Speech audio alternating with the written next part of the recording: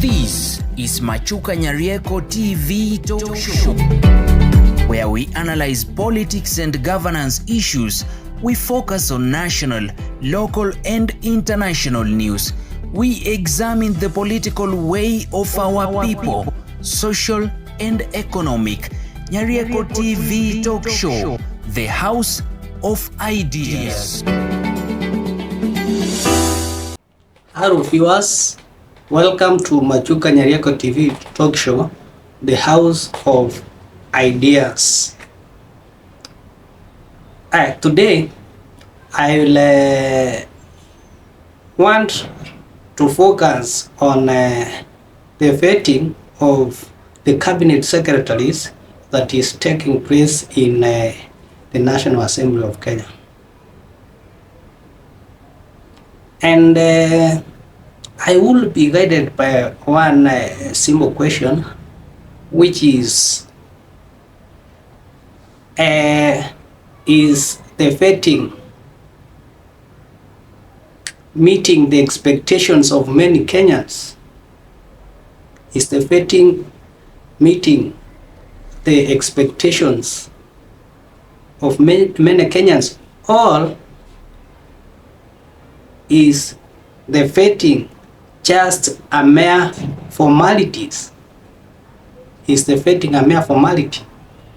What is emerging from the vetting that is taking place in the National Assembly? Kindly, if you are watching this channel for the first time, subscribe so that whenever we produce a similar video, YouTube will automatically notify you. And thanks to our subscribers and those who keep watching our videos, because it is through you that we are progressing. Back to our topic, which is to examine whether the vetting process is meeting the expectations of many. One may ask, what could be these expectations of many that I keep on talking about? The expectations of many Kenyans, including the Gen Zs, is a group of people or a team of people who will be able to come with opportunities at the end of the day. And these opportunities will include employment,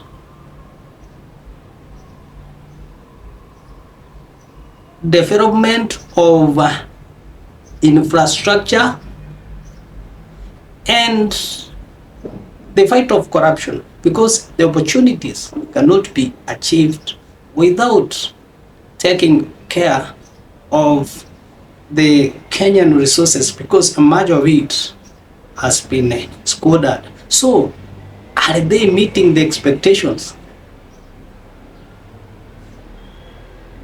And if you have been following keenly what is taking place in the National Assembly,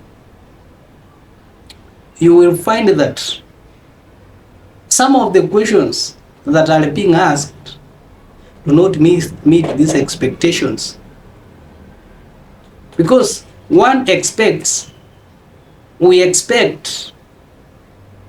questions that read to the issues that are raised, questions that can provide solutions to many youths who are unemployed in the Republic of Kenya, questions that will lead to the safeguarding of the public resources by ensuring that Kenya is a corruption-free zone. But as the questions are being framed now, it is like a show of mighty who has got what has one person gained within a specific period, and you will be shocked.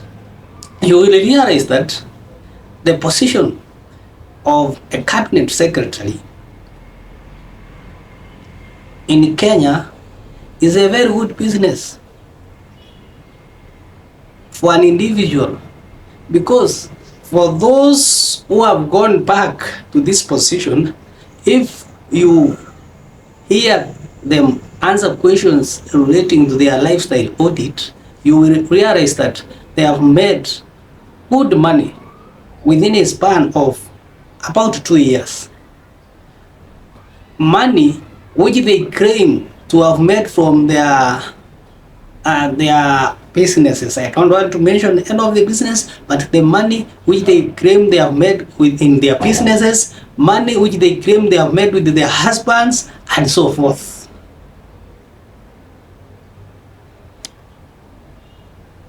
This raises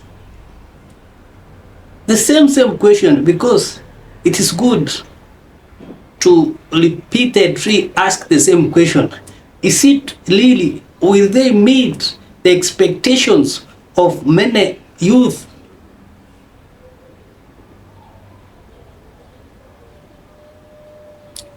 Or they think that once they go through vetting, or once they take a group of people through vetting, they have made the expectations of many people.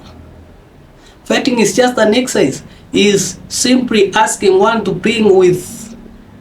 come with chapter 6 requirements and asking questions which are biased, probably questions that have been rigged, that we shall ask this and this question, questions that one has been informed of what is going to be, or what is expected to be asked, because we have seen some of these cabinet secretaries taking a position as if they are already in the office, as if they immediately want to defend the positions of the outgoing cabinet secretaries, meaning that they have been tutored on what to answer during the interviews.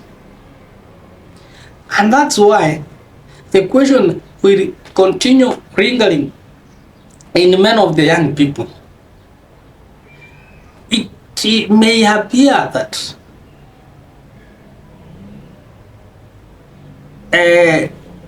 our members of parliament are doing good, and for them they are genuinely doing good, but it's as if they don't understand the demands of the society. They don't understand what is taking place outside. For example, if you are nominating someone to the Ministry of Water, and the water is key to agriculture, for domestic use, even for pastoralism, for animals, both domesticated animals and wild animals. Relevant questions like, how will you ensure that there is water security in the Republic of Kenya? Minus rain should arise, so that a person is given an opportunity with the promises. It's like now, people have been given cabinet secretaries positions without knowing properly what they are going to do, or what are the expectations of the people, because they are working for the people and they are not going to work for themselves. People have got the expectations. The government has got its expectation, but the people will always override the expectations of the government.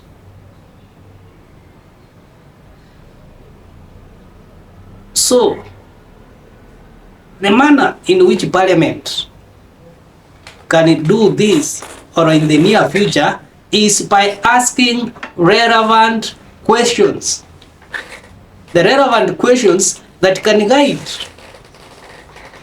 the cabinet secretaries today and tomorrow.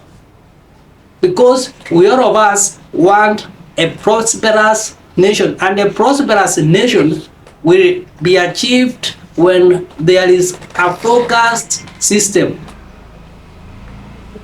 We are not interested with what they earn, or I mean with what they have, because it can be true they have their projects elsewhere that are giving them lots of money.